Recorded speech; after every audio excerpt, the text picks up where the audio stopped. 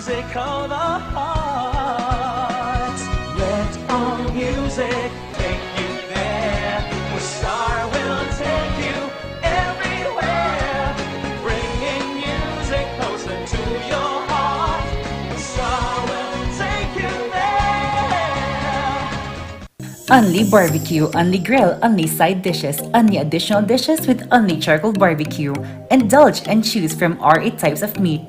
Beef samgyeopsal, pork samgyeopsal, spicy samgyeopsal, tender flavorful moksel, pork barbecue, spicy chicken, and chicken barbecue. Don't limit those cravings and go all out with more than 20 additional dishes. From ramyun, soy sauce chicken, fried chicken, dumplings, kimali, tteokbokki, chop suey, spaghetti, macaroni salad, kimbap, vegetable salad, kakis, doenjang soup, egg soup, sweet and sour pork, and many more to satisfy your appetite. Top your foodie experience with unlimited side dishes to choose from with a variety of vegetables, finger foods, noodles, spices, and many more. Best experience with family and friends. Treat yourself and visit us now at Samgyup Pocha, located at number 2 Leonard Wood Road, Manuel A. Rojas, Baguio City. Open from 11 a.m. to 10 p.m. Redefine Unlimited. The Baguio Country Club, the first and only 5-star mountain resort in the Philippines, is fully equipped and ready to welcome you back. The club has thoroughly worked on adapting to the new normal. The usage of any of the facilities and amenities of the club is governed with specific rules, regulations, and procedures in accordance to the medical, physical distancing, and disinfecting protocols. And as you return back here to your second home and make new memories with us, we assure you that at the Baguio Country Club, you do not have to worry, because we can assure you that the club continuously puts great importance to the health, safety, and wellness of its members, guests, and employees. The most beautiful design you will find ever. Great furnitures and better price. Made in Korea. Art and Furnitures. Visit us at San Luis Bugo, La Union, or contact us at 0915-117-0111. Art and Furnitures.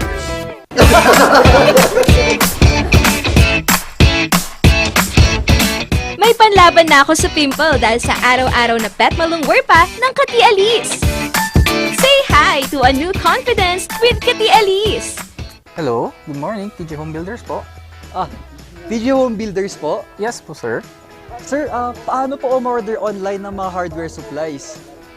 Yes po, sir. Madali lang naman pong mag-order through our Facebook page po.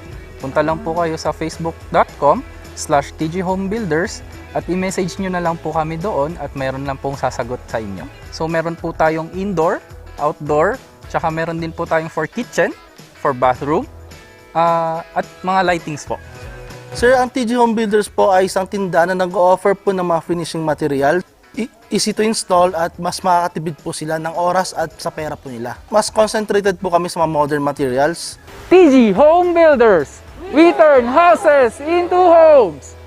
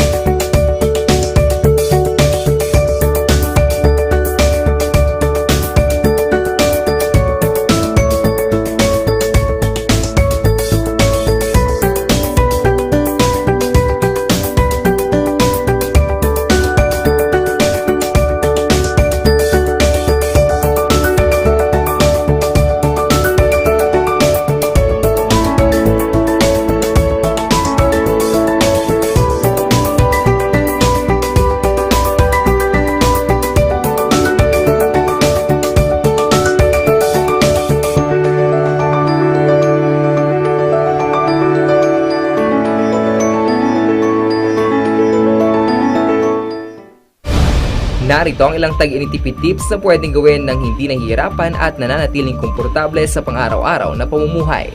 I-defrost ang ref kapag lampas na sa 1/4 pulgada ang yelo. I-check din mabuti ang pinto ng ref para masigurong hindi tumatagas ang lamig. Bawasan din na maggamit ng maraming ilaw. Linisin at tanggalin na lang dumi at alikabok sa mga bumbilya para mas maging maliwanag ang mga ito. Magtulungan tayong lahat sa mahusay na paggamit ng kuryente upang masigurong tuloy-tuloy na maihahatid ang kuryente saan man sa bansa. Isang paalala mula sa NGCP. Paulinimen! Masakit ba ang likod, ang kasukasuan? Namimitig o masakit ang iyong kalamnan? May rayuma, arthritis o nahihilo? May stiff neck, flatulence o masakit ang ulo? Sa Paulinimen, ginhaway, garantisado. Paulinimen, isang pahid ka lang. Dahil walang out sa Paul!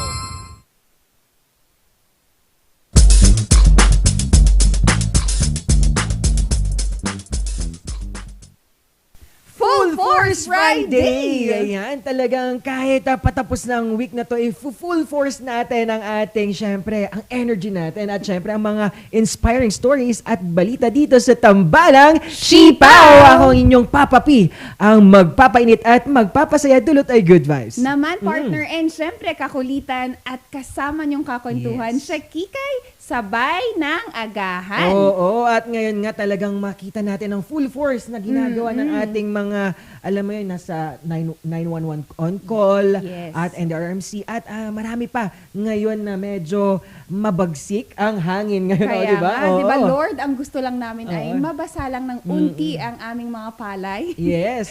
Pero si Habagat naman ang binigay mo sa amin. So, hindi pa natatapos yan with updating with our weather. Alam naman natin na Friday today, partner. It's also our Elections Day. Oo, at ayan na, at sa barangayan natin, makakasama natin ang isang babae. Oo, babae naman na magre-represent sa ating barangayan. Kaya at ipapakita niya ang kanyang full force na woman empowerment sa kanyang sinasakupan. Naman, you should not be limited, sabi nga nila, di ba, Yes. mga car rangers. So, sa mga car rangers natin that is watching all over, magandang umaga sa inyo. At syempre, makakasama din natin sa ating special guest talakayan. Ang syempre mag-update sa atin sa ating weather and disaster, emergency preparedness. Tama? Definitely, partner. And sa mga car rangers natin dyan that would want to know also the situation of our passable routes, we will give you an update with that. Partner, we've also updated din kahapon with the vaccination, no? So, tutok lang mga car rangers. And don't forget to have yourselves registered pa rin. Kasi yan naman talaga yung gate pass nyo, kumbaga. At syempre, ingat-ingat pa rin tayo dyan sa ating mga nasa vaccination site. Yes. Actually, may mga kakilala ako na pumila na. Alas 4 pa lang, alas 5. At kanina din, kinausap natin si Sir Paeng na kung saan representative ng 911 on call, na kung saan sila ang nagbabantay ng ating every vaccination site. Sinabi naman nila na talagang nililimitahan lang nila sa amount at queuing lang ng mga tao. Pero ang iba naman, kahit hindi pa nabigyan ng number na, pumipila pa rin. Kaya ganun kahaba ang pila ng ating mga vaccination site. Just be careful ha mga car rangers. Yes. And also, we just wanted to update you on our routes na, no, partner? Yes. And aside from that is yung ating sitwasyon ng ating tubig sa Pangasinan. Also, we just wanted to make sure that due to continuous rainfall caused by the monsoon rain, a landslide occurred at Camp 5. And alam ko, marami tayong nakitang pictures over the social media. And that they're covering the whole road, making it not passable for both lanes.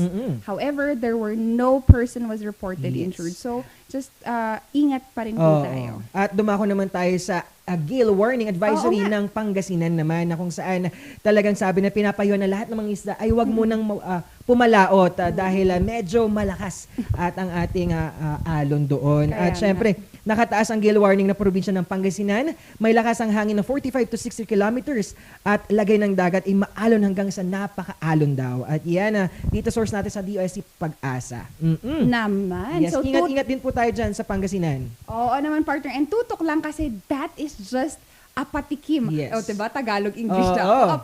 isang ano lang yan, isa lang sa mga maaabangan nyo for this day. Ayan, at syempre, huwag kayong bibitaw mga ka-Rangers dito sa Tambalang Sipaw ng Morning Balitaktakan.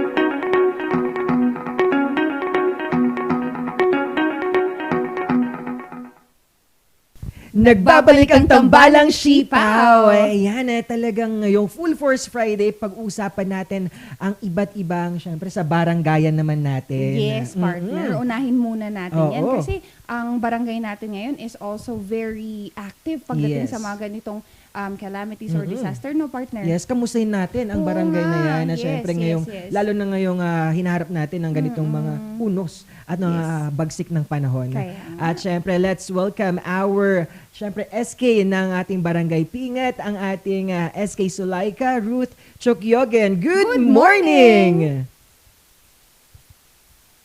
Ay, yes po.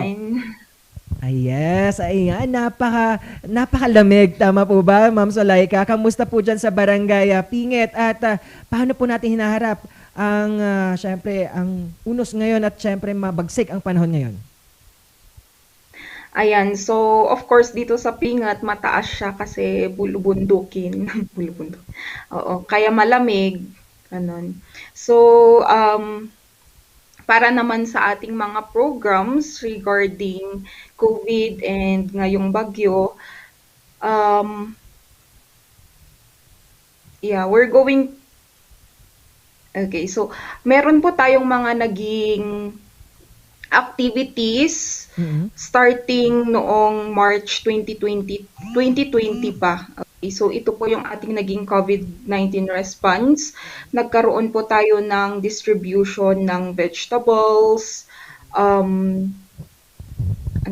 vegetables and goods like mga spinach, ganon, carrots, mga iba't ibang kind ng vegetables na donations and mga iba ding na harvest natin sa yung mga nakikita po natin. Yan po yung hiningi natin sa trading post before starting March 2020. Ganon. And then, good thing may mga nag-donate din naman, like mga diapers para po sa ating mommies, and then milks, and then marami pa, mga canned goods, ayan. So, iba po ito sa binigay ng DSWD. Yan. So, initiative po ito ng Sangguniang Kabataan Pingat, and of course, with the help of our Katipunan ng Kabataan. Yan. Good thing naman is active kasi yung youth din naman dito na tumulong sa community. Yes. Yun. So, aside from that, nag-gather din tayo ng informations ng mga stranded students, yung mga PWDs, mga seniors, ganon. And sila yung ating binigyang pansin during ECQ, ganon. Sila yung mas napagtuunan, mas nabigyan ng yung mga distribute natin. Ayan. So yung ibang list din naman binigay din natin sa sa provinces like Mountain Province. Ayun, para sa mga balik probinsya program din naman nila. Ayun, so I think that's a good help naman para sa kanila, no? Yes, oo. Ma'am, Ayan. syempre ang dami nating proyekto. Nabanggit nyo nga dyan po ang ating parte ng ating mga farmers. At ikwento nyo naman po ang ating farm harvest pantry ng ating ginawa sa ating community sa barangay na kung saan kayo mismo ang nag-farm at nag-harvest at pinayagan tayo ng farmers and to share it to our community. Tama po ba? Yes po, sir.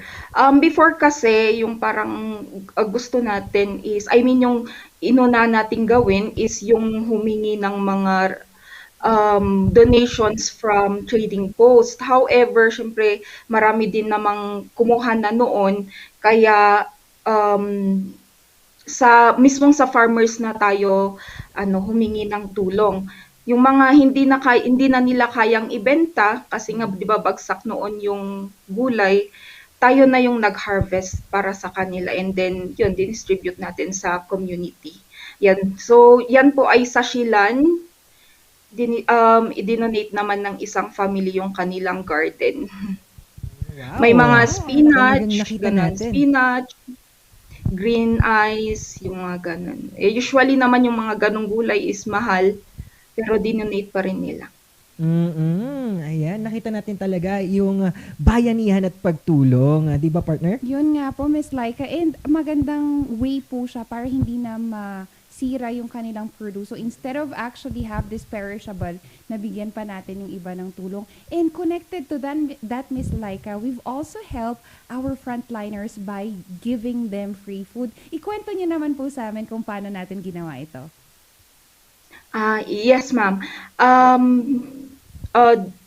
Mga latter part na yun kasi nung natin, distribution. May mga natira po tayong mga Mickey.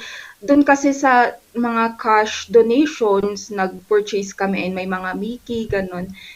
Yung mga natira pang gulay, ginawa na lang namin silang food para sa mga frontliners natin. Lalo na sa gabi, di ba, malamig. Kaya mami, ganun. Kape. Ganun. Kasi syempre, hindi lang naman yung ating mga indigents or yung mga nasa bahay yung kailangan din nating tulungan, pati din yung kasama nating gumagalaw para sa komunidad ang dapat din nating tulungan.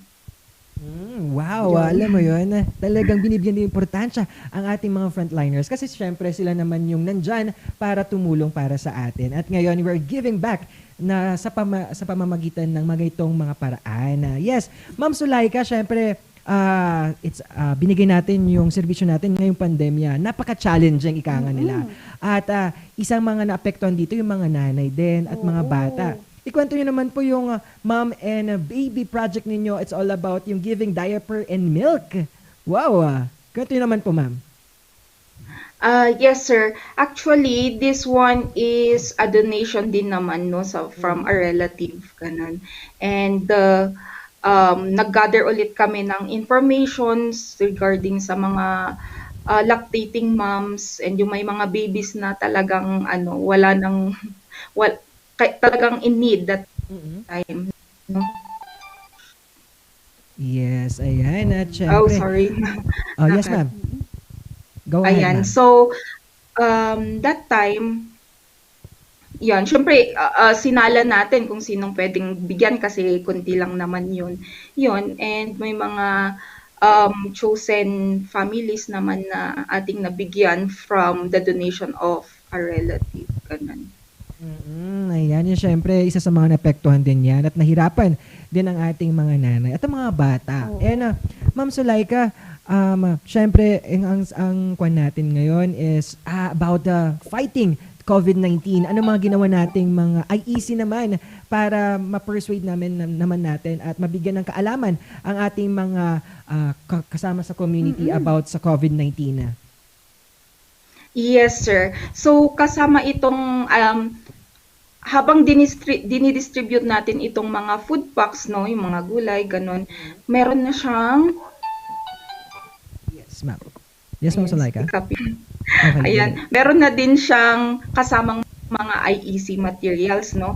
Kasi, of course, hindi naman pwedeng lagi na lang tayong nagbibigay. Dapat din natin silang turuan na gumawa din ng paraan para sa kanilang pamumuhay, gano'n. So dun sa IEC materials, may mga ways on how to plant on their backyard gardening, gano'n, or yung mga sapats, gano'n, paano mag-plant ng gulay, gano'n. And meron ding Yes. Yes, Ma'am Sulaika? oh my gosh. Ayan, nabanggit nga niya So, din ang importansya ng mga IEC materials na Yes. ngayon nga is dapat hindi natin muna silang ini-spoon feeding din. Yes, Dapat binibigyan din natin oo. sila ng kakayahan para may bigay din nila ang parte nila. Yun nga, partner, yung kumbaga long term kasi yung Yes. solution na ibibigay natin sila. That's Oo. what they say. You teach a man to fish and they will live for a day, but you teach them how to grow the fish and they could live for a lifetime. Ayan, at syempre, Ma'am Sulaika, nasabi din natin sa kanya about environmental na Yes, aspeto. isa pa yun Na kung eh. saan, lalo na ngayon, na talagang matindi dapat ang ating binibigay na importansya dito. Yes. Ayan, at Ma'am Sulaika, syempre, ang proyekto nyo nakaugnay sa environmental, ang SWAC. SWAP, tama ba? Yes, SWAP, SWAP, a bottle para sa iyong COVID kit. Ikwento nyo naman po yung proyekto na yan na napapanahon. Ayan, so last December 13, 2020, yun po yung distribution natin ng hygiene kits. However, hindi lang po ito distribution, kundi tinawag po natin siyang swap your scraps to hygiene kits.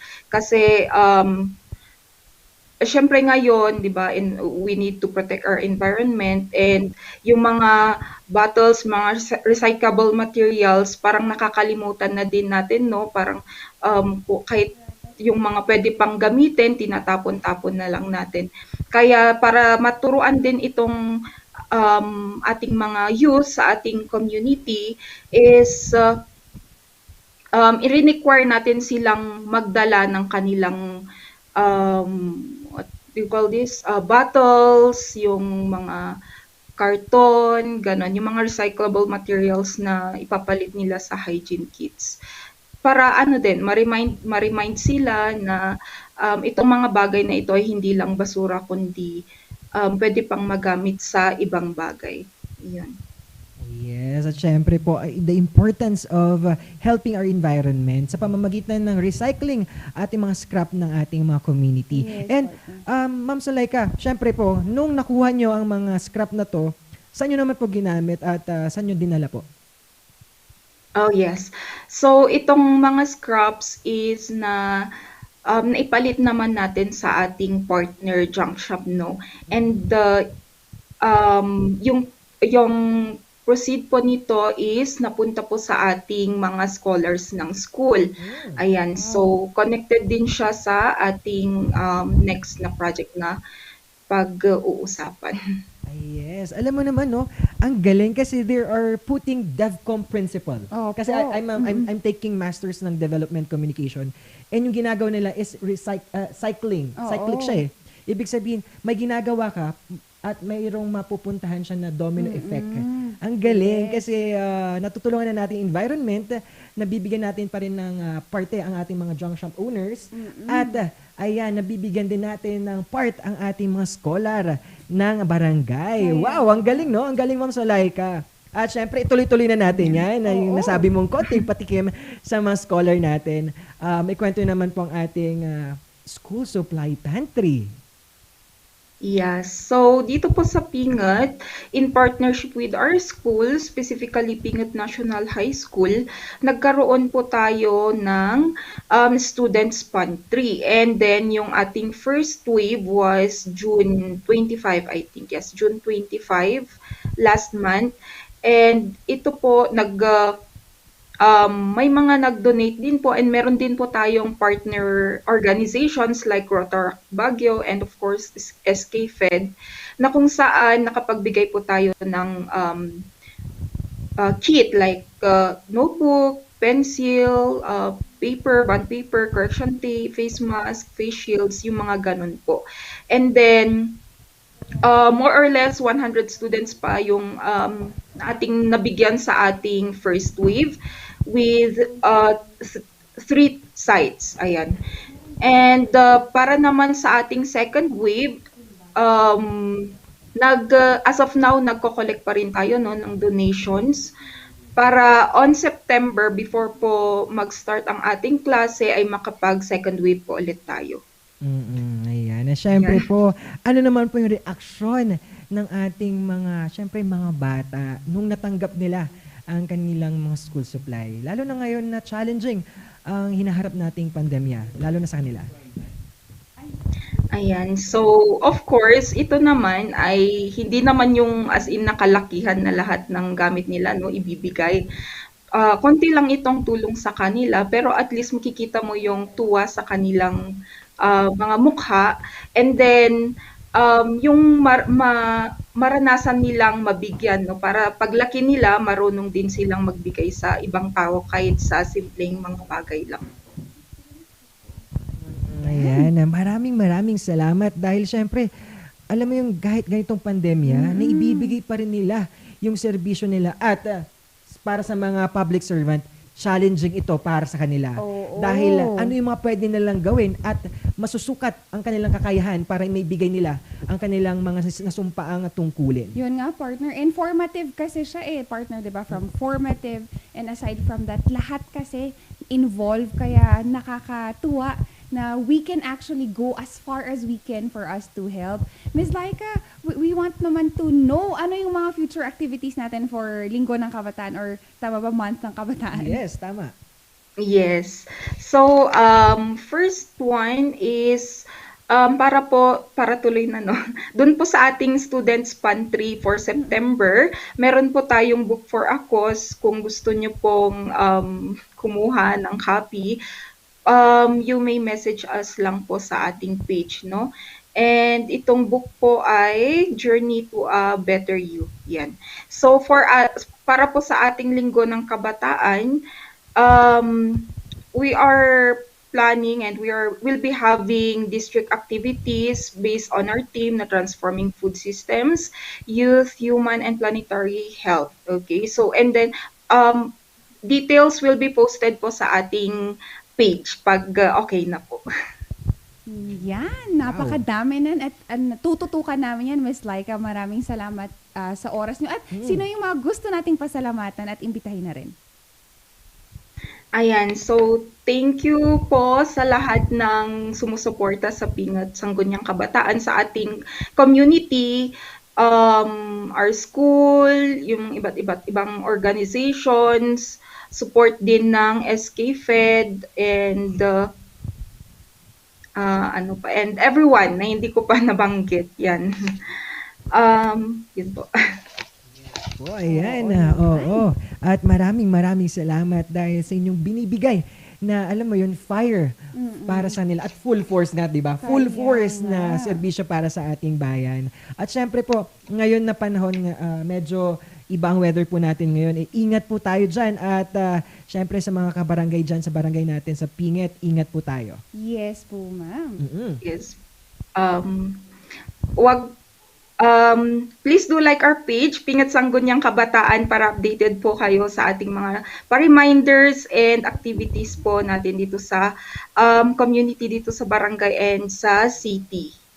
Ayan po. And don't forget po, sa lahat po ng youth out there na nakikinig at nanonood, from the book of 1 Timothy chapter 4 verse 12, don't let anyone look down on you because you are young, but set an example for the believers in speech, in conduct, in love, in faith, and in purity. And para naman po sa ating mga SK officials, mga kasama ko, remember na whatever brings you down will eventually make you stronger. Wow! Ang galing. Napaka-powerful, no, partner? Alam mo, bibigyan ka ni Sign ngayong araw na to, na sign niya to inspire others din. Maraming salamat dahil for sharing that message, Ma'am Laika. Yes, thank you very much din po for the opportunity. Thank you yes po, Ma'am. Have a great day. Ingat and po. God bless po. Thank you. Ayan, sa baranggayan natin, ayan talagang umaga-umaga, no? Binigyan tayo ng isang inspiring at motivating na mensahe at syempre mga serbisyo niya. At hayaan pa ba natin na yung momentum, Oo. partner? Partner, nakakatuwa lang kasi parang nauna yung quote of the day natin. Char! Oo. But you will have one more coming from us. So, without further ado, mga Car Rangers, we are just very, very honored. And kasi napaka-busy nila ngayong mga Yes. disaster. And pag ganitong umuulan, Mm-mm. they are the busiest amongst every public servant that we have. So, we have with us Sir Mark Timbal, and he is the spokesperson of NDRRMC. Good morning! Good morning, Paul. Good morning, Shakina, and to our viewers as well. Good morning. Yes, good morning po. At syempre, partner, ngayong panahon, meron po ba tayong, ano po yung mga weather update po natin at mga disaster preparedness na pwede nating sabihin sa ating mga ka-rangers? Yes, Sir Mark? Ayan. Yes, Sir Mark Timbal. Due to minsan inclement Oo, weather. ayan, medyo nahirapan din tayo para kumunek sa ating mga NDRRMC. Pero balikan Yes. na lang natin yan Oo. mamaya, mga Car Rangers, kasi tutok lang at ihahatid pa namin sa inyo ang balita at iba pang mga ibida na yan, no, partner? Siyempre, Yan, oo. At syempre, hindi din mawawala ang ating full force na ating mga viewers. Kaya bumati muna tayo. Nandyan din ang ating mga RNG media interns. Hello po sa inyo, RNG Luzon Babies. Nandito ang ating Arnold, Derek Ido, ayan, Claudine Lagundino, at ang ating iba pa. Ayan, maraming salamat dahil nakita ko ang inyong mga Luzon headlines, stories at balita. Alam mo yung nakikita natin na passionate nilang gumawa ng kanilang mga news. At ayan, Ma'am Angeli Pamela Carino, hello po sa inyo. Isa sa mga mga woman empowerment projects sila. Bayanihan Cordillera, tama? Yes, partner. And also, we have Sir Rain. Good morning. Oo. And also, Eric from South Korea. Thank you for tuning in. Nanonood din ang ating SK Federation President, Sir Levy, Councilor Levy Lloyd Baraza Orcales. Good morning, Shipaw. And to our SK Chairperson of Pingit, Sulaika Chukyogen. Hello po. Napakagandang umaga. Yes. Maraming salamat sa lagi niyong pagtutok. Kaya mga Car Rangers, ibalik na natin yan, di ba? So we have Sir Mark. Okay na po? Yes, Sir Mark Timbal. Hello po. Ayan. Yes. Ayan. Siyempre po, bago pa mawala pa, no? Ayan, weather update na po tayo dyan at ating mga disaster preparedness tips po natin. Sir Mark. Hi, good morning, Paul. Good morning, Shakina. Sorry, earlier medyo bigla naputol yung connection ko. No worries, Sir Mark. Maulan. Maulan ng Kalakhang Luzon at yung ating extreme northern part ng Pilipinas, the Babuyan Group of Islands as well as the Batanes Group of Islands will be experiencing Fabian pa rin, naka-signal number 1 pa rin sila. So expect that for the entire, the rest of the week, we're going to have rainy weather. What's happening now is that dito nga sa Kamaynilaan, we were able to receive a report na 71 incidents of flooding had occurred across Metro Manila. At dyan naman sa Cordilleras, nagkaroon ng mga landslide incidents. Pero what's good about what's happening is that yung ating mga local government units ay naging maagap listo kasi dyan pa lang sa inyo sa Cordilleras naging mabilis yung road clearing operations doon sa mga landslide incidents. Ibig sabihin yung mga local governments natin ay handang-handa para mag-deploy ng response teams para maremedyohan yung itong mga emergencies na ito. Yung local governments naman natin in the Mimaropa region ay mabilis naman nag-preemptive evacuation dun sa mga areas na may flooding incidents and people are staying in the evacuation centers now. More than 600 people in Occidental Mindoro at sila ngayon ay tinutulungan ng ating mga local governments. Tuloy-tuloy din yung ating monitoring sa situation sa Taal operations natin.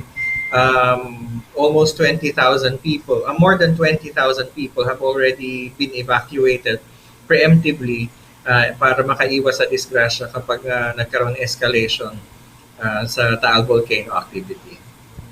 Yes. Oo, no? Ang dami nating hinaharap, Sir Mark, na mga pwedeng mga calamities. Pandemic pa tayo niyan. Oo, yes. Partida, kumbaga, no, Sir Oo. Mark? Yes, Sir Mark, ito nga talaga hindi pa to bagyo, monsoon pa to. Hanggang kailan po magtatagal ang mararamdaman natin ganitong panahon, Sir Mark? Technically, from our pag-asa counterparts yung detail na yan. But ang outlook natin for the week, it's going to be a rainy week. Pero pag lumipas na si Fabian, andyan pa rin naman si Habagat, but we can see general improvement of the weather na siguro. What's important right now is that kung tumuloy-tuloy man ang ulan, dahil naturally panahon ng tag-ulan, we should be prepared sa families pa lang natin at saka sa community level, prepared na dapat tayo. We should know what to do before, during, and after any emergency. At yung mga go bag natin sa bahay, dapat nakahanda na din. Alongside our effort na siguraduhin safe tayo against COVID-19. At alam niyo naman may Delta variant na tayong na-encounter dito sa Philippines. It's essential talaga na we follow the minimum health protocols while we ensure that we're safe from any hazard or any disaster. Yan. Yes. Oo nga, Sir Mark, that's very interesting that we are more prepared and alert this time. Sir Mark, can you discuss us naman kung ano dapat ang laman ng ating go bag? Alam nyo kasi, yung go bag na yan, dito dapat nakalagay lahat ng mga essentials natin na kakailanganin kapag na-displace tayo or kapag nag-evacuate tayo. So ano-ano ba yon? So dapat meron tayong food na enough to last for 3 days and enough for the family. Kaya maganda nga na kung ang go bag ang pag-uusapan, dapat each member of the family has their own go bag. So may food enough for 3 days, drinking water enough for 3 days, then for the family. Tapos meron din tayong clothing, meron tayo ng maintenance medicine natin, kasama pa yung usual na contents ng isang emergency medicine kit na yung gamot sa lagnat, gamot sa ubo, sipon, etc. At yung bandages, disinfectant. Kailangan din kung meron tayong kasamang mga bata, magsama din tayo ng laruan. Kasi pag nasa evacuation center at bagot na bagot sila, iiyak maghapon yan pag walang entertainment. So maganda rin na may laruan tayong sasama sa kanila. Although we encourage breastfeeding for our mothers, yung mga hindi na talaga kaya magpa-breastfeed at yung kanilang mga anak ay infant formula ang ginagamit, ang iniinom, maganda siguro meron din tayong infant formula doon sa ating go bag. At kasama na din dyan yung mga importanteng dokumento natin, mga ID, konting pera of course, at yung ating mga flashlight, the usual flashlight, whistle, so that anything that happens, ready tayo na kaharapin yun wherever we are. Dapat nasa madaling bitbitin na lalagyan yan, nasa tabi ng pinto, para kapag nag-evacuate tayo, mabitbit natin kaagad.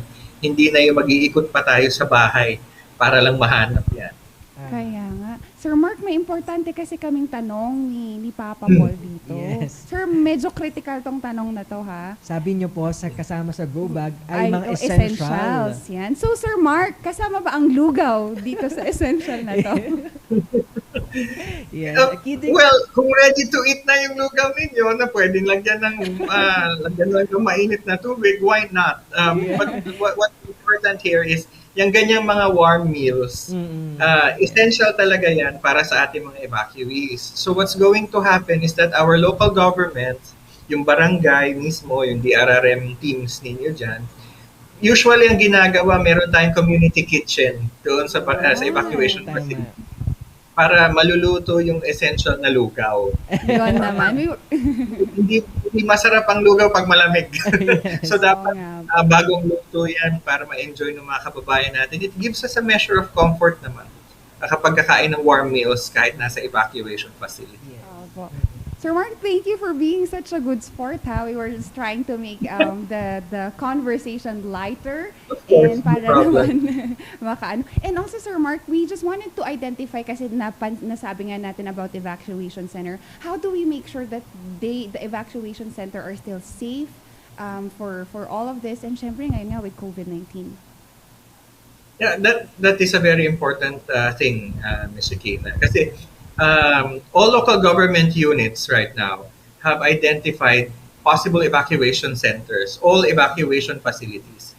At ang isa sa mga items dyan is that kapag nag-evacuate ang tao, pinoprotektahan natin sila sa sama ng panahon, sa hazard, para kailangan masigurado din natin na protected sila sa COVID-19. So meaning to say, bago pa magkaroon ng evacuation, dapat number one, nakadesignate na kung gaano karaming tao mag-i-stay sa evacuation center in consideration of the physical distancing requirement. So for example, kung 300 lang ang dapat mag-stay dyan, 300 katao, pag lumagpas na sa 300, ibig sabihin, yung excess count ng evacuees should be brought to another evacuation facility that can still house them. Hindi yung siksika na the more the merrier tayo sa evacuation center. No. What we should do is may physical distancing, one room, one family affair dapat ito, one tent, one family, para yung mga sure na walang may sakit ay sama-sama. Yes. At bago pa sila dalhin sa evacuation center, dapat na-check sila kung may lagnat, kung may sintoma ng sakit. Kasi kung meron, hindi sila dapat dalhin sa evacuation center. They should be brought instead to the nearest COVID-19 facility or a health facility para malapatan sila ng karampatang medical assistance. Yun yung ginagawa natin ngayon. At i-monitor pa rin yung condition doon. Kasi kagaya sa Taal, na-discover natin na merong isang tao na may asymptomatic siya sa COVID-19 and tested positive talaga. So we were able to isolate him immediately. At na-contact trace natin yung mga nakasalamuhan niya and all of these people were isolated immediately para maiwasan yung pagkalat ng sakit. Lalo na't ngayon, we have the Delta variant here na. So we have to make sure that our people will be protected at all times. Yes, tama naman yun. Na talagang full force na kaalaman ang binigay sa atin ni Sir Mark Timbalang, spokesperson ng ating NDRRMC.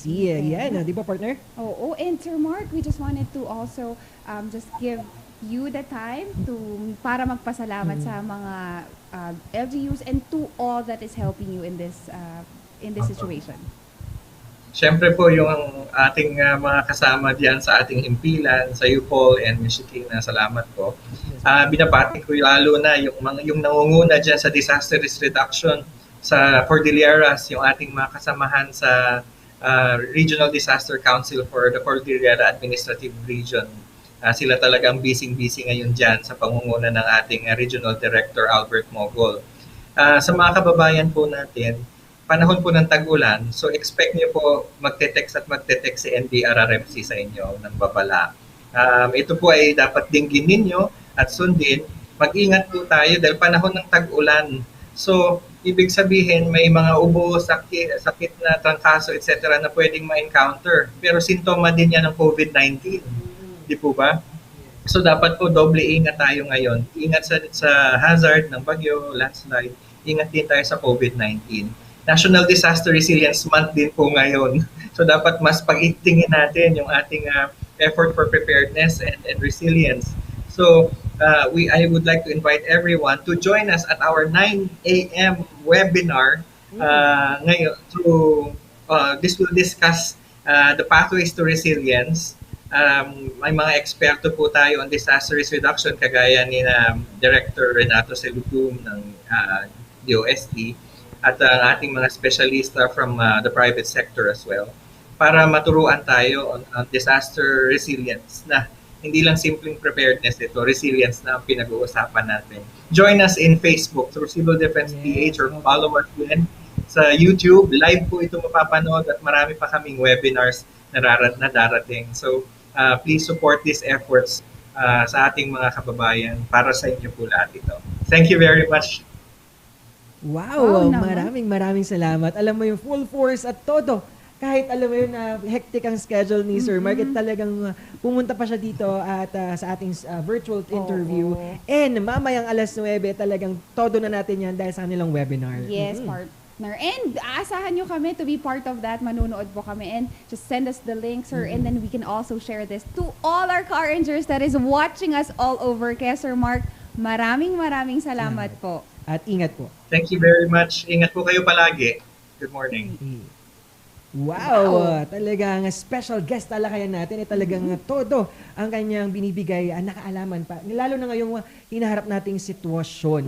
Kaya nga mga Car Rangers, di ba, kung walang nagte-text sa inyo, buti pa si NDRRMC meron, di ba? Parang ako ngayon, naka-receive lang ako ng text. So, Yes. kung ang mga content ng message nyo ay Food Panda at kung ano lang, alam nyo na ano tayo. Di ba? Well, kidding aside mga Car Rangers, it's a good reminder. Sabi nga namin ni Paul kanina, ang saya na merong ganitong reminder kasi in times na ganito nga, whether you want to travel, you are going to do something, ito yung safe reminder for everyone. Yes. Ayan, at syempre, huwag pa kayong bibitaw mga ka-Rangers dahil marami pa tayong pag-uusapan na full force. Oo, yan. Dahil Full Force Friday ngayon. Kaya tumutok lang dito sa Tambalang Sipaw ng Morning Balitaktakan. Only barbecue, only grill, only side dishes, only additional dishes with only charcoal barbecue. Indulge and choose from our 8 types of meat. Beef samgyeopsal, pork samgyeopsal, spicy samgyeopsal, tender flavorful moksel, pork barbecue, spicy chicken, and chicken barbecue.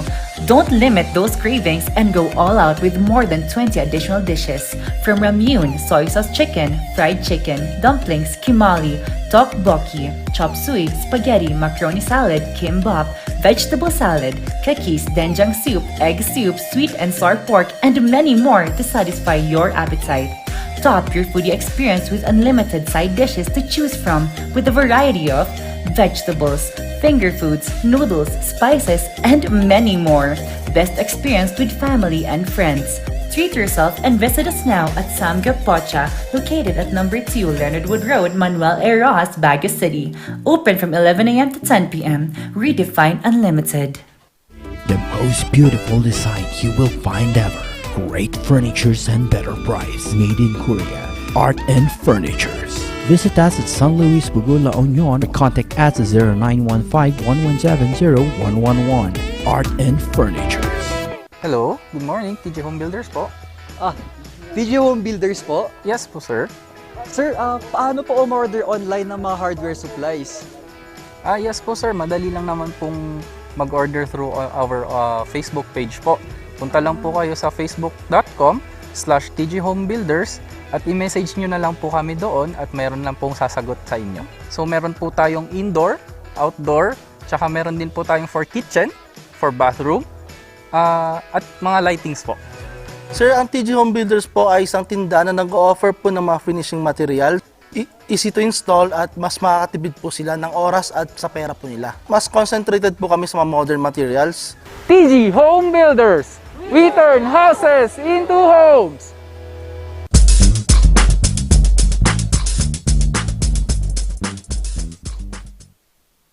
Nagbabalik ang Morning Balitaktakan. Pasadahan naman natin ang mga nagbabagang balita ngayong umaga. Ito ang Morning Balita. Epekto ng pag-ulan nararamdaman na sa Cordillera. Narito ang balita. Kahapon pa walang tigil ang pagbayo ng malakas na ulan sa iba't ibang bahagi ng Cordillera. Dahil sa pag-ulan, gumuho ang bahaging ito ng kalsada sa Tokmo, Luacan, Itogon, Benguet.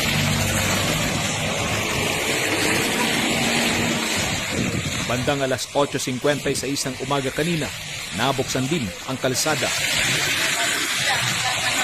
We have monitored and we have received reports sa Itogon MDRRMC with regards to minor slides sa kanilang mga municipal roads sa may Virac, Luacan, and Buklao Road. And ito naman po ay pinagtulungan na pong i-clear ng MDRRMC, PNP, DPWH at ng mga community volunteers po natin. At ngayon po ay open na po sila. Maliban sa Cannon Road, bukas sa lahat ng uri ng sasakyan ang mga pangunahing kalsada sa Cordillera. Kabilang na dito ang Halsima Highway. Pero payo ni Mayor Armando Lauro, iba yung pag-iingat lalo na sa delikadong bahagi ng Tublay, Benguet. Ongoing pa rin yung mga DPWH projects, yung mga rock knitting, mga widening, concreting naman for development. We still expect na may mga road erosion along the shoulder na makatip ko siguro sa ating mga travelers, especially mga farmers. But we always keep in touch sa DPWH Bids 2. Sa Abra, patuloy na binabantayan ang level ng Abra River. Sa Kalinga naman, base sa report ng CRD-RRMC, 45 katao ang inilikas dahil sa pagguho bandang alas 3 ng hapon kahapon sa Barangay Maling, Balbalan. We have a reported 2 damaged house and yung families po dito ay na-evacuate na inside our evacuation center. That's in Balbalan and Lubwagan. And we have 7 families as well in the similar province na nag-evacuate outside the evacuation center, meaning sa kanilang mga kamag-anak at mga neighborhoods. But the majority of them, 5 families out of 7 outside evacuation center, bumalik na po sa ating mga kabahayan nila. Because that's a preemptive evacuation nung patuloy po ang pag-ulan sa probinsya ng Kalinga. Patuloy ang monitoring sa epekto ng pag-ulan. Tiniyak naman ang kahandaan at sapat na supply ng pagkaing ibibigay sa mga maaring maapektuhan.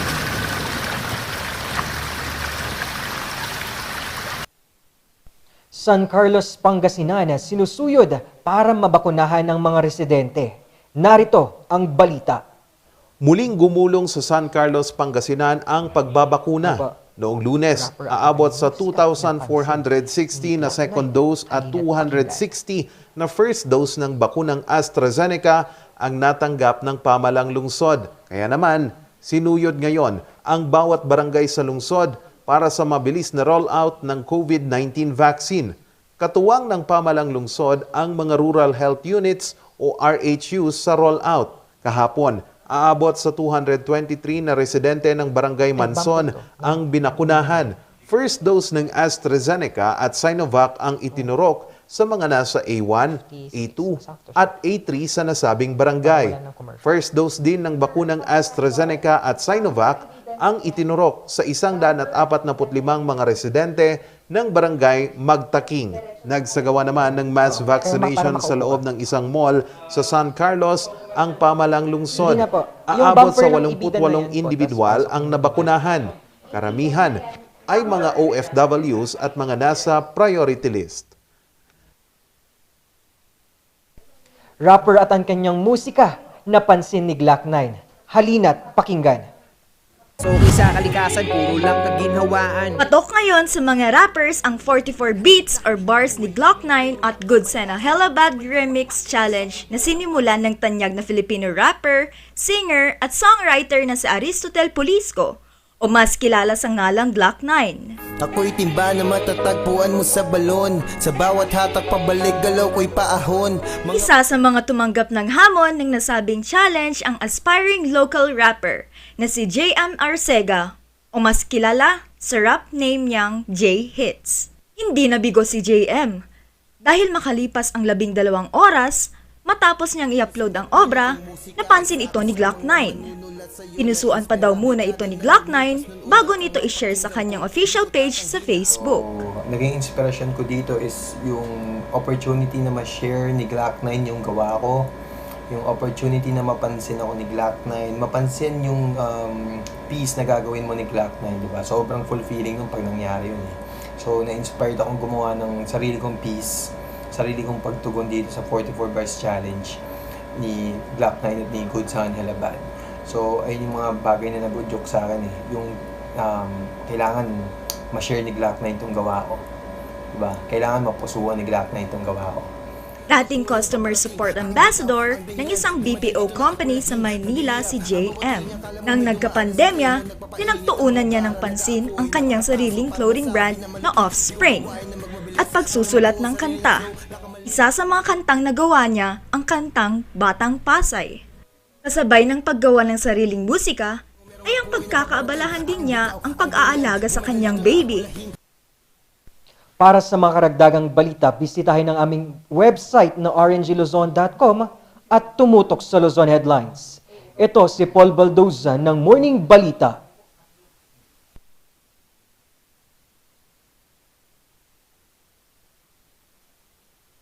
Majestic, enchanting, creative, Ilan lang yan sa mga katagang nakakabit sa industriya ng wedding and events sa syudad ng Baguio. Walang kaduda-duda na tinuguriang itong Wedding and Event Center of the North. Sa kabila ng hamon ng pandemya, umarangkada ang kauna-unang events and bridal fairs sa lungsod ngayong pandemya. Ang Baguio Country Club ay gumagawa ng paraan na may bangon muli yung sigla ng industriya ng wedding coordination, events, at iba't ibang suppliers sa mga events na ganito. Isa sila sa mga tinamaan ng pandemic na to nung simula, kaya kailangan maibangon natin. So we thought of an opportunity na magkaroon ng bridal fair upang maipakita nila muli yung kanilang galing sa pag-organize, pag-set up ng weddings at kung ano pa ang kanilang pwedeng i-offer as supplier sa mga events na ganito. So it's a good jump start point para sa kanila nang sa ganun ay makilala sila muli at makuha ang kanilang servisyo. Isang patunay na hindi hadlang ang pandemya upang bumangon at magsimula muli.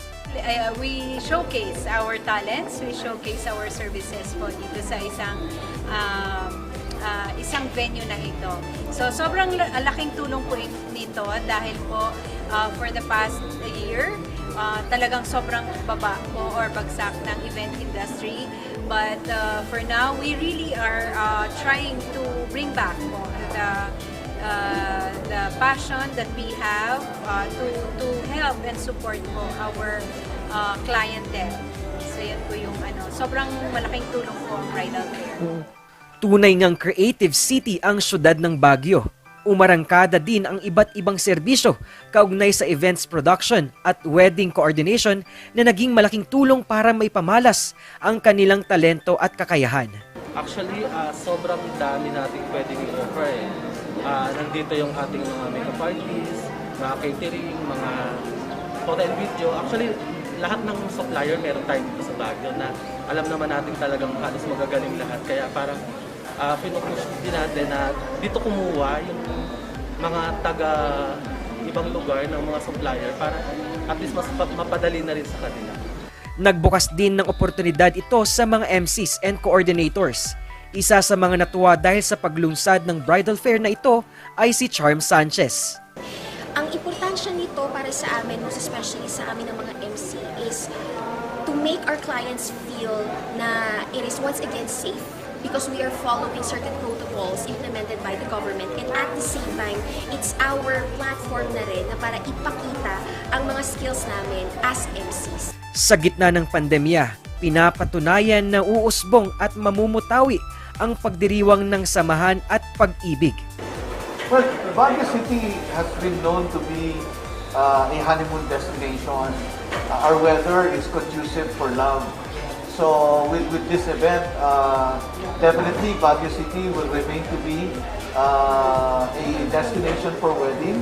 Kaya nga sa event na to, we celebrate love, we bring love, and then we make sure that doon sa mga tao pipiliin ang Baguio City as a venue for their memorable occasion, which is their wedding. We'll make sure that it's going to be a successful one and definitely an event that they'll never forget. Bukas ang events and bridal fair hanggang Sabado, Hulyo 24 at mapupuno ito ng ilang aktibidad tulad ng tutorials sa makeup at bouquet. Dagdag pang ilang pakulo na maaring manalo ng premyo. Sa Sabado na may gaganapin ang Grand Bridal Fashion Show. Paul Baldoza para sa Luzon Headlines. Bidang-bida yan, di ba partner? Kahapon nga napuntahan natin yan. Oo. Parang it makes you wanna get married kahit hindi pa. And yung sa mga car rangers nating nagpaplano dyan, it's an open house, di ba partner? Yes. There's no registration fee. And you can just walk in and meet your future suppliers. Ayon nga kay ating corporate manager, communication manager ng Baguio Country Club, na talagang itong platform na to ay makakatulong lalo na sa ating events and bridal coordination. Yes, partner, kasi nga with this pandemic, they were struck kasi sobrang nahirapan sila, and this is just one way para makabangon sila with full force ng mga kasamahan nila in the events industry. Ayan na, syempre, marami pa tayong pag-uusapan na ibida na yan na segment. Ngayon nga, makakasama natin naman ang It's All About Election Education naman tayo. naman, partner. And hindi lang tayo limited to just one today because another person will be with attorney this morning. Di ba, partner? Ayan, syempre Friday ngayon. Full force talaga tayo. Bibigyan na natin ang ating mga, ngayon ang pag-usapan natin, voters.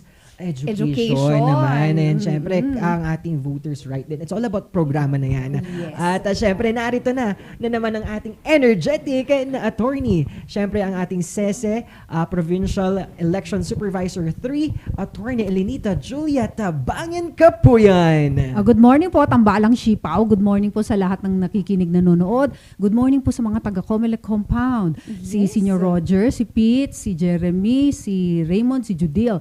Attorney Tabangin, si mama ko, hi ma. Yung husband ko, si Lieutenant Colonel Kapuyan. My friend Judel and si Jay De Guzman. Good morning po sa lahat. And happy rainy Friday. Election day po ulit. And we have interesting stories for you. It is indeed, no, attorney. And also together with her is we have Sir Jeffrey Rubino, and he is the Elections Officer ng Comelec Sablan. Napakalapit, no? Yes, good morning po. Good morning po. Good morning, Shigina and Papa P. It's always a pleasure na magpakita dito sa inyong program sa Balitaktakan. Salamat sa opportunity and gusto ko din pong batiin ang mga tiga Sablan, lalo na po ang LGU Sablan. Manonood yata sila ngayon. Sabi nila manonood sila ngayong araw na to. Yes, wow. Talagang ngayon, itodo na natin ang ating first question. It's all about, ngayon na, kamusta naman po ang, syempre, attorney and Sir Jeffrey, kamusta po ang ating election ngayon na pagre-register? Yes. For the whole entire province of Benguet and the city of Baguio, mukhang dumadami na po ang mga nagre-register ngayon. Kasi I noticed dito po sa City of Baguio, umahaba na po yung pila natin. Although meron tayong appointment system na binanggit ko sa inyo sa FB page ng City of Baguio and all throughout Benguet, meron pa rin yung mga dumarating na nag-walk-in, pero very early naman sila. We accept them, especially if they are heavily pregnant, PWD, tsaka elderly. And then, yung the rest, naka-appointment yan. So, para hindi magkaroon ng crowding sa offices namin. So, talagang ini-schedule namin yan. And we are talagang encouraging everyone to register. Kasi po, malapit na po ang deadline natin. So, the deadline is September 30, 2021, 8 to 12, 1 to 5 ang office hours, Monday to Friday, including holidays po. Just in case yung mga walang may trabaho o kaya nag-aaral kayo, you can come during holidays kasi nano kami 8 to 5. So, for the municipality of Sablan, nag-guest din po si Sir Jeffrey dito sa ating election day segment. And then he talked about his project na ang tawag is Vote Right. So, ano ba itong Vote Right project na ito? Yes, probably you are wondering, so he will explain to you. Ayan nga, kaya una kong tinanong is all about, kinumusta ko muna po ang kalagayan ng registration. Kasi kaakibat nito ang ating rights ng mga nag-register. Ano ang dapat nilang malaman at piliin. Yan, Sir Jeffrey, kwento naman po ang iyong ginagawang program, Voters Right. Okay. Itong Vote Right kasi is an advocacy campaign, no? Ang purpose nitong Vote Right na ito is to educate mainly ang ating mga voters. Ang Vote Right is an acronym for values na dapat nating piliin sa ating mga candidates. So, yung right na yon stands for righteousness, integrity, growth mentality, heart for public service, and trustworthiness. Yun yung thrust ng aking advocacy campaign. Nagsimula yan actually sa Sablan pa lang ang meron nito, and hopefully ma-pick up ng ibang municipalities and provinces. Yung sa naman, actually pag tinitignan mo yung program ngayon ng Comelec, medyo leaning towards it na rin na nakikita ko, pero hindi pa lang na-adapt yung ating advocacy na yun nga, yung vote for someone who is righteous, vote for someone who has integrity, growth mentality, heart for public service, and trustworthiness. So, etong Vote Right, nagsimula yan sa aming FB page. Initially kasi nung pandemic, Ma'am Julie devised a way para magkaroon ng means para magkaroon ng appointment system ang per office to avoid nga yung magkaroon ng magkasakit din yung mga election officers and yung dahil sa pandemic. So meron yung page na yan for appointment system. Ngayon nakita ko pwede yatang i-maximize yung potential nitong page na to. So ginawa ko, nag-ano na ako ng mga post doon tungkol sa different values na dapat nating hanapin sa mga candidates. And thankfully, very receptive naman ang ating mga followers dun sa FB page na yon. Maraming nagla-like ng mga posts and the like. And then, nagkaroon nga ng mga ano na yan. So, nagsimula dun sa FB page and then sabi ko, ano na natin to, parang i-launch na rin natin sa iba't ibang programs ng ating sa voters education. Kasi mainly, hindi dapat nagtatapos ang right mo na bumoto sa registration and then bumoto. Kasi nga, stereotype is sa Philippine setting, medyo pag sinabing election, ano yan may bahid yan ng parang vote buying, yung mga ganun, di ba?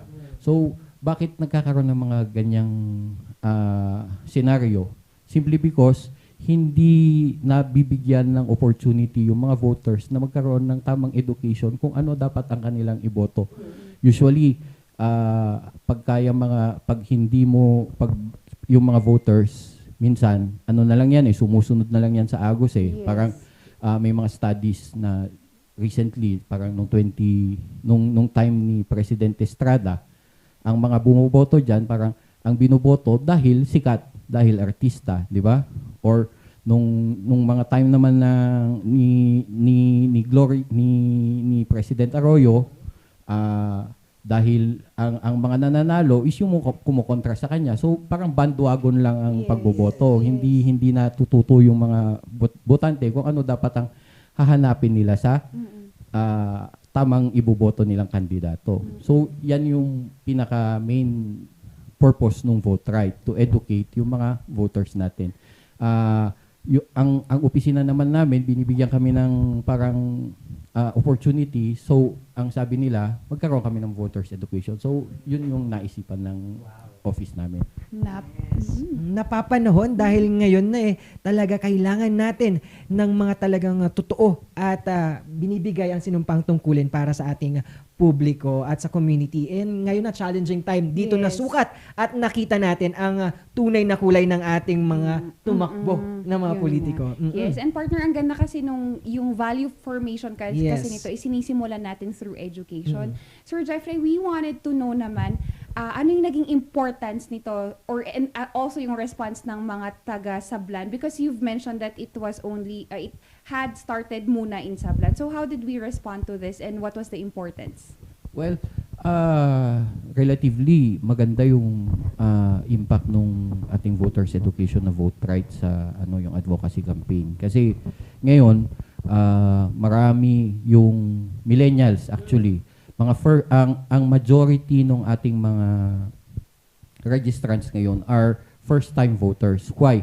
Kasi nagkakaroon na sila ng interest na parang magkaroon ng guide, kumbaga, interest and guide na ano ba dapat ang kailangan nating baguhin sa sistema ng ating gobyerno. And makakatulong yung vote right advocacy, yung voters education para magkaroon ng idea kung sino yung mga dapat iboto natin.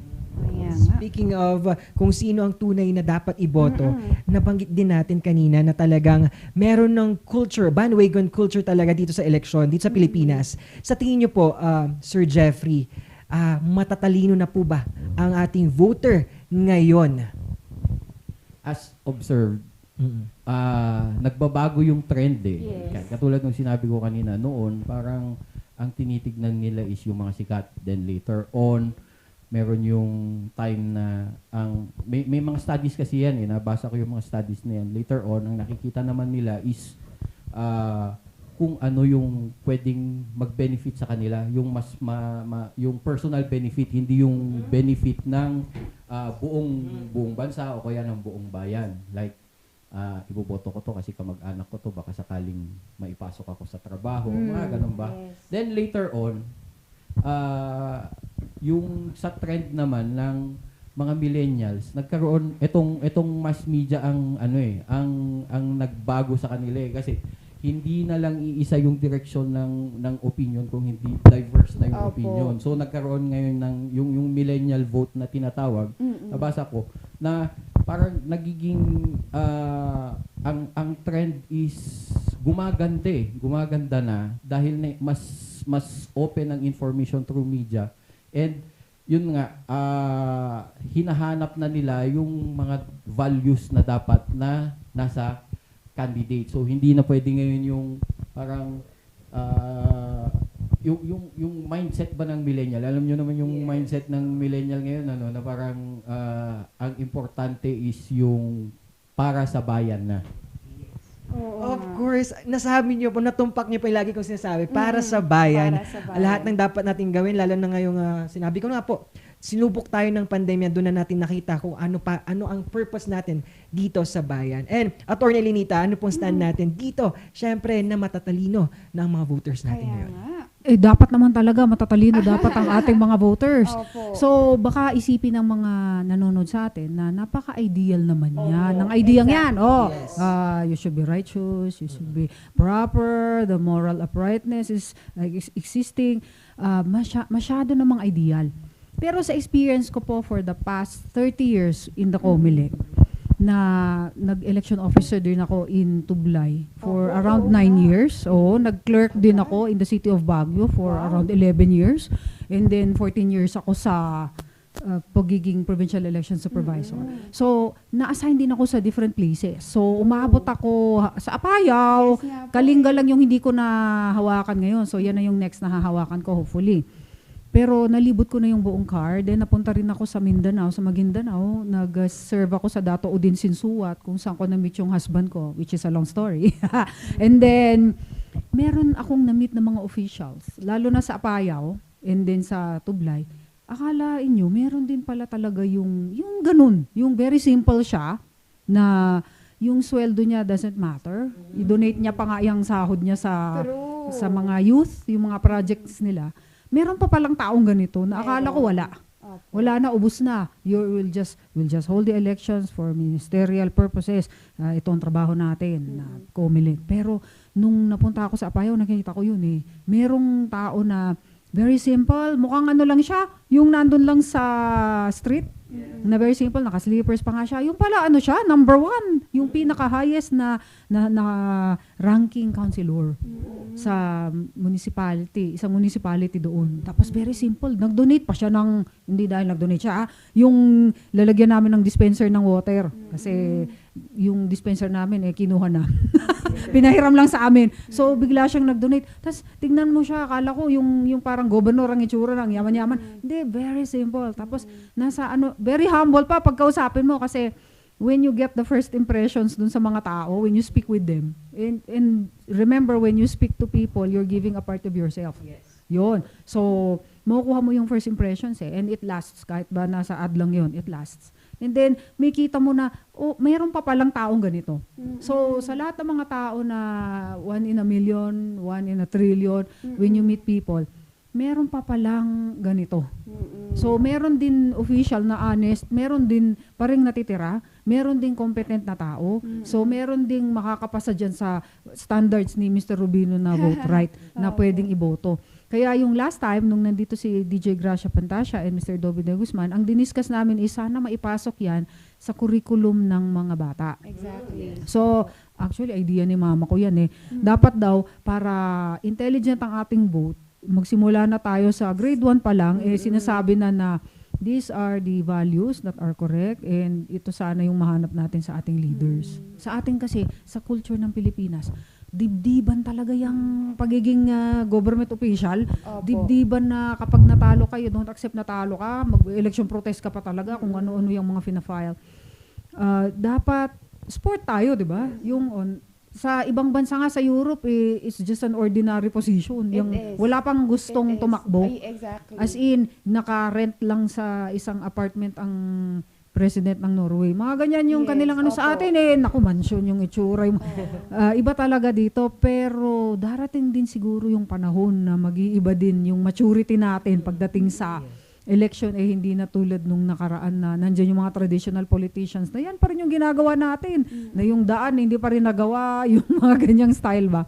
So, dahil sa sinabi ni Mr. Rubino na nag-change na tayo, I hope mas magiging mas mabilis pa yung change hanggang sa pag-retire ko.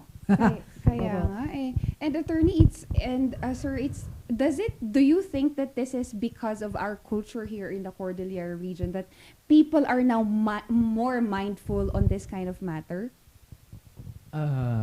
Yes. Yung culture kasi natin dito is nung una is very kung ano yung sinabi ng matatanda. Yun yung susundin, di ba? Oo. And then later on nga, as I said, pag dumating yung media, social media, lahat, na-educate yung mga tao na ay, hindi pala dapat ganun din kasi meron namang pwedeng kuning mga parameters to measure kung sino dapat yung mga ating piliin.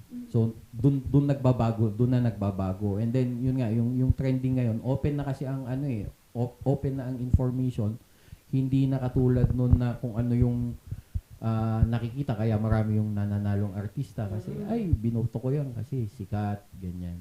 Ngayon, may mga nakikita na sila na like, ay, hindi naman pala ito yung totoong pinapakita niya. Iba yung pagiging artista, iba yung realidad. Mga ganun. So, yan. Doon nagbabago yung ating vote. Nagiging mas matalino na ngayon ang mga voters thanks to media. Yes. At syempre po, nabanggit nga natin yung pagiging matalino. Pero, merong isang salita, ang isang mga tumatakbong politiko na kung saan nalilin lang tayo sa isang salita na to, pagbabago. Oo. Ano po yung stand natin dito sa pagbabago na sinasabi ng mga politiko, yun pala hindi natin alam kung anong pagbabago pala ito. Yan kasi, na maganda yung na-point out mo na pagbabago. Usually, yan yung battle cry or parang platform of government ng ating mga sa opinion ko, sa akin lang, kung maganda naman yung patakbo ng isang tawag nito, isang leader, bakit mo kailangang baguhin? Di ba? Ang importante is yung ang mag-benefit sa trabaho niya or sa mga actions niya is the public because they are answerable talaga sa ating mga sa ibang tao, sa public talaga sila dapat sumasagot. Hindi yung kailangan mong baguhin, pero kung sa tingin mo naman hindi naman kailangan baguhin, bakit babaguhin, di ba? So, doon na natin may ko-connect yung voters right na talagang kailangan nilang ibase doon sa word na yon and para mahanap nila yung politiko na merong tunay na pagbabago. Tama po ba? Correct po. Yes. And ang gusto nating i-point out with this voters education, mga car rangers, is that long-term kasi yung solution na binibigay natin sa mga nanunood sa atin and sa mga voters natin. Kasi it's not just simply telling them, it's actually educating them that they can pass on to their child. Na sinabi nga ni attorney kanina na sana we start it at a young age. Sir Jeffrey, I wanted to ask a personal question, and this is about your value. What specific value should sino ba ang tatakbo, a public servant, do you share that you should share in common? Siyempre, as an advocate of vote right, always do right, di ba? Yun nga, yung dapat maging righteous ka, dapat may integrity ka, may growth mentality, may heart for public service, and trustworthy. Yun yung pinaka-importante siguro, yung tiwala ng tao sa'yo na binoto ka at nilagay ka sa posisyon na yon ay huwag mong babaliin. Of course naman. Grabe. Ang galing, no? Gusto ko yung ganitong mga usapan, no? Talagang, alam mo, there's malaman at merong sense para sa ating bayan nga. And attorney, last na po. Siyempre, nabanggit nyo kanina, it's all about, dapat nung bata pa lang, natuturuan na. Hindi po ba tayo din na dati pa is na-inculcate na sa atin sa atin pa yung makatao, makabansa at makakalikasan. Oh, hindi, dapat naman. It begins sa parents natin, kung anong tinuro sa atin. So, yan yung dala mo pagdating sa school. And then, yung second parents natin, yung mga professors natin, yung mga teachers. And then, doon na habang lumalaki tayo, namamold tayo. Ngayon, for yung project ni Mr. Rubino, na meron siyang gagawing proposal, at sana maipasok natin yan is part of kahit ano lang, yung minor subject lang, na pag-uusapan lang natin yung values. Di ba meron tayong character education? Yes. Oh, yun. Para isisingit lang natin dyan na pagdating sa pagboboto, you are doing your part. Kasi ang tingin ng mga tao, pag sinabi mong COMELEC o voters ID, voters registration, di ba? You just get an ID, you just register so that you can vote. You can use this ID so that you can go abroad. Mga ganyan. You apply for business, townsite application sa lots, mga ganyan. Hindi mo iniisip na mahalagang karapatan yan which is enshrined in the bill, in the suffrage in the Constitution, na you are entitled to one vote.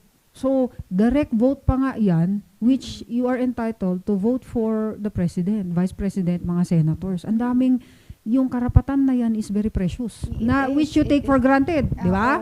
Na yung mga bata, ay, pare-pareho lang yung mga yan. Yung pag may nanalo, magiging corrupt din sila in the long run, mga ganyan. Pero it all starts with a seed. Kaya nga tree yung yung the sablan comes from the word sabdang, which is a tree which thrives in sablan. O ngayon, it starts from a seed. Pag tinanim mo yun, it will grow into a sturdy tree. Kaya nga yung value na yun na pinag-aaralan natin nung bata tayo, pag tinanim natin yan, it will grow into a sturdy tree. So hanggang pagtanda mo, nandyan yung value na yun. Exactly. So for example, respect yung gusto ko. I respect other people. So hindi ko sila babastusin. Hindi ko gagamitin yung ultimate weapon kong bunganga na pag sinabi ko, it will hurt na parang knife. So ididiscipline ko yung bunganga ko. Pakikitaan ko pa rin na paggalang even if they don't treat me right. Mga ganyan. You hanggang sa pagtanda mo, yan din yung tinuro mo sa mga anak mo. Yung anak mo tuturo din nila sa mga apo. So ganyan yung it comes from a seed and then it grows into a sturdy tree. At yan sana ang mangyari sa program na at advocacy ni Mr. Rubino. And it starts sa COMELEC and it starts with Sablan. Yan sana. Tapos darating na siya sa national. Sana ganun. At by then, pagka nag-retire na ako, yung sa mga apo ko, ganyan na yung values iba na. Hindi na yung tulad nung, kaya kami nagkakapera kasi dahil lang sa eleksyon. Ngayon nga lang kami nagkakapera So okay lang yun na you're selling your vote. It's very bad kasi it's a crime, it's an offense, and it's a greatest offense to the Republic of the Philippines. It is. Tama naman. Naka-inspire no? Talagang it's symbolically using a seedling. Tapos lalaki and it will grow. Kasi pwede itong hindi lang nag-start lang dito, mag-start siya all the way up, di ba? Yes, partner. And it's just nature and nurture kasi kaya kibak niyan. They're all forcefully bind together in order for us to still, and sa tingin ko, attorney and to Sir Jeffrey, that it's still important, partner, na importante pa rin ipasok pa rin natin yung basic lang yung GMRC. Kasi for some reason, for the lower education na po, hindi na siya present. So, this is also a plead and a cry for our government to look into these matters. Kasi yung iba sa atin, isasama ko yung sarili ko, is that we grow in a community where people are just judging you because they thought of you wrong. So, Sir Jeffrey and attorney naman, can you give us naman ano yung mga future activities natin for Sablan and for election naman, attorney? Okay. Sa Sablan po, we are picking up with the registration. So, July 31, meron po kaming off-site registration sa Barangay Bagong and Balway. Same day na po yun, papasadahan na po namin yun. Tapos sa August 7 naman po, sa Barangay Banangbang naman po kami. Nandun po kami for off-site registration. So, open pa rin po ang aming office every Mondays to Fridays for regular registration, 8 o'clock in the morning until 5 in the afternoon. Tapos, visit our FB page, COMELEC Sablan Benguet, for updates po sa ating vote right advocacy. Naman. Yes, mga attorney. Opo, sa satellite registration, baka po magtanong kayo kung ano ba yung ginagawa doon.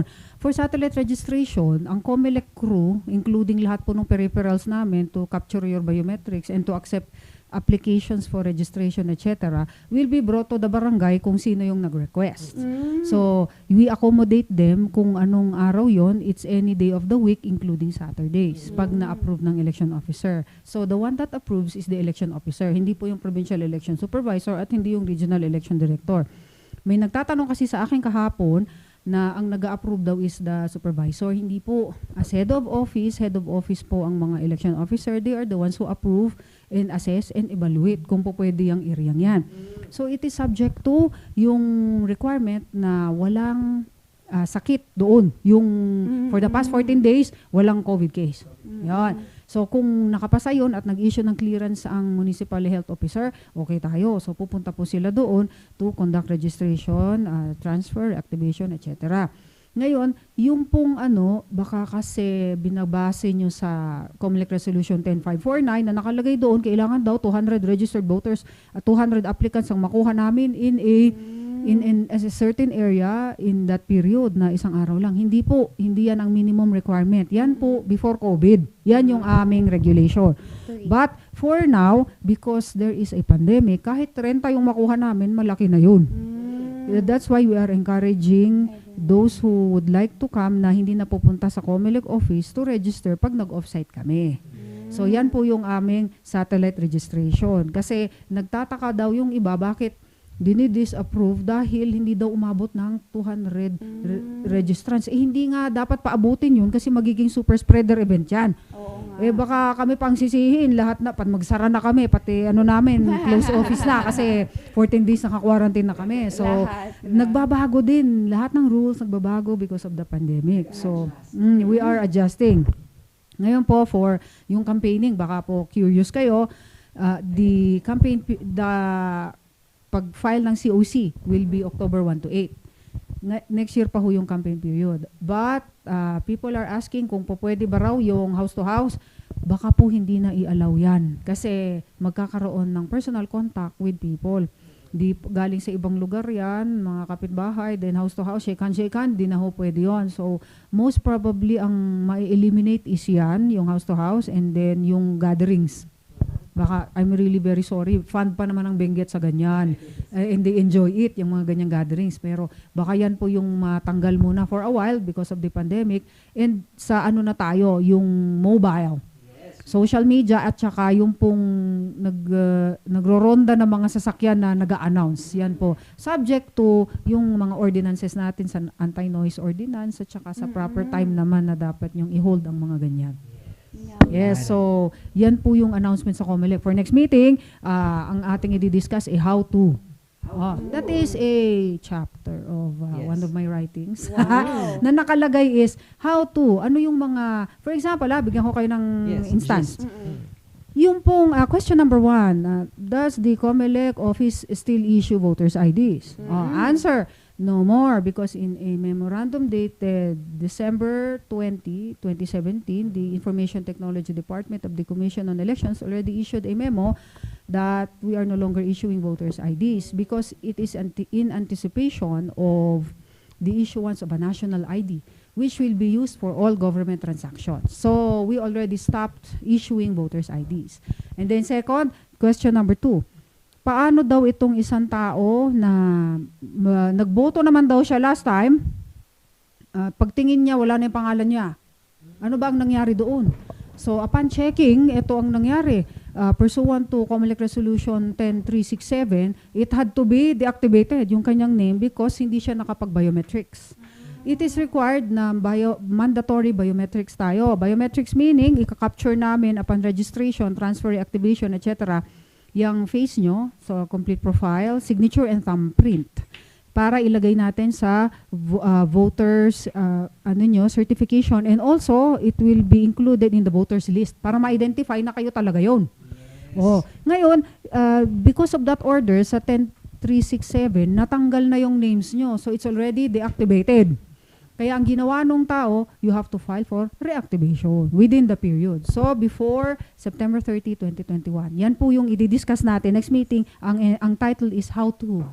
Yan. Maraming salamat, Attorney Elenita at syempre Sir Jeffrey, para dito sa makabuluhangan. Syempre, pag-usapan natin kung sino talaga ang dapat natin iboto at alam kung anong tunay na pagbabago. Oo. And yung kasi yung pagsisimula kasi nito mga car rangers, it's again, long term kasi yung goal natin. Tamo, sisimulan sa Sablan, sisimulan sa Cordillera, sisimulan natin ang reform, ang force to change in our own way. So, also mga car rangers that is watching all over, we wanted to say hi and good morning to Charisse, Anne, and Ate Angela that is watching there. So, ingat po kayo dyan palagi. At syempre, pasadaan natin konti ang mga YMCA badminton dyan na kalaro ko. Mamaya, see you po. Ayan. Sana all, partner, At isa na namang week ang natapos na punong-puno ng kaalaman dito sa Tambalang Sipaw ng Morning Balitaktakan.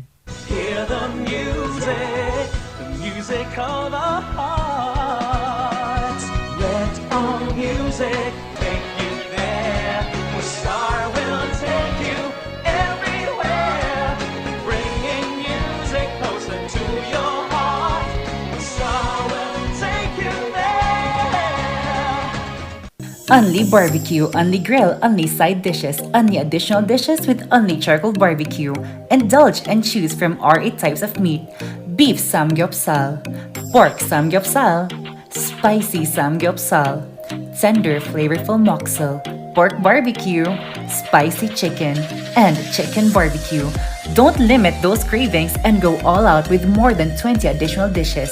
From ramyun, soy sauce chicken, fried chicken, dumplings, kimali, tteokbokki, chop suey, spaghetti, macaroni salad, kimbap, vegetable salad, cookies, doenjang soup, egg soup, sweet and sour pork, and many more to satisfy your appetite. Top your foodie experience with unlimited side dishes to choose from with a variety of vegetables, finger foods, noodles, spices, and many more.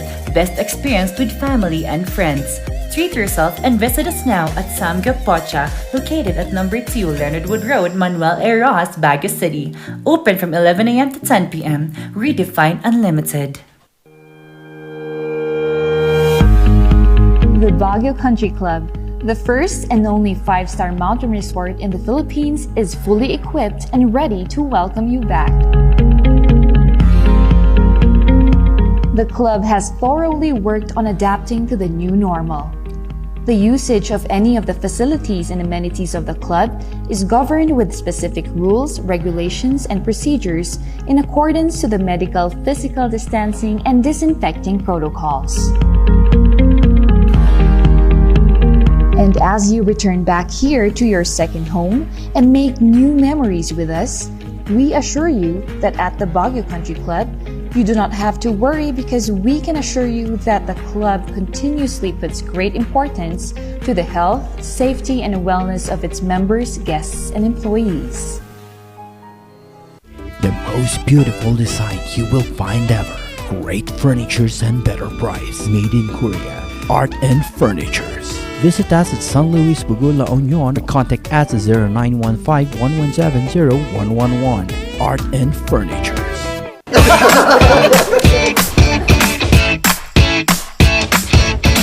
May panlaban na ako sa pimple dahil sa araw-araw na pet malungwer pa ng Kati Alice. Say hi to a new confidence with Kati Alice. Hello, good morning, TJ Home Builders po.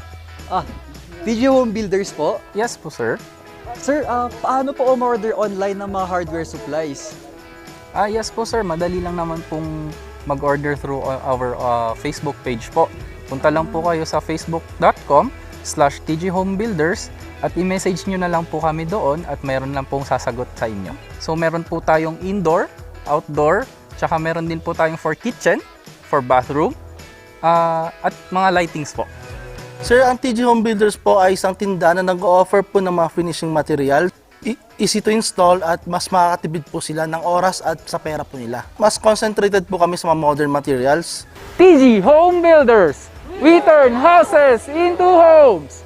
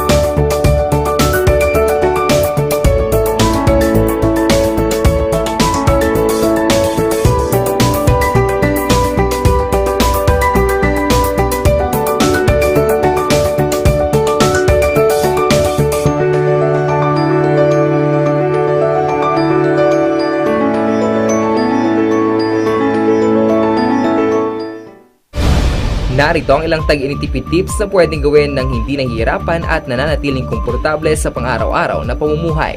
I-defrost ang ref kapag lampas na sa 1/4 pulgada ang yelo. I-check din mabuti ang pinto ng ref para masigurong hindi tumatagas ang lamig. Bawasan din na maggamit ng maraming ilaw. Linisin at tanggalin na lang dumi at alikabok sa mga bumbilya para mas maging maliwanag ang mga ito. Magtulungan tayong lahat sa mahusay na paggamit ng kuryente upang masigurong tuloy-tuloy na may hahatid ang kuryente saan man sa bansa. Isang paalala mula sa NGCP.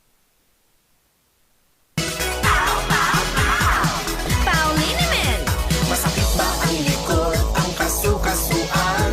Namimitik o masakit ang iyong kalamnan? May rayuma, arthritis o nahihilo? May stiff neck, flatulence o masakit ang ulo?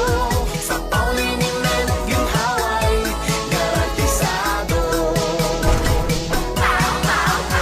Pauliniment, isang pahig ka lang. Dahil walang out sa Pau!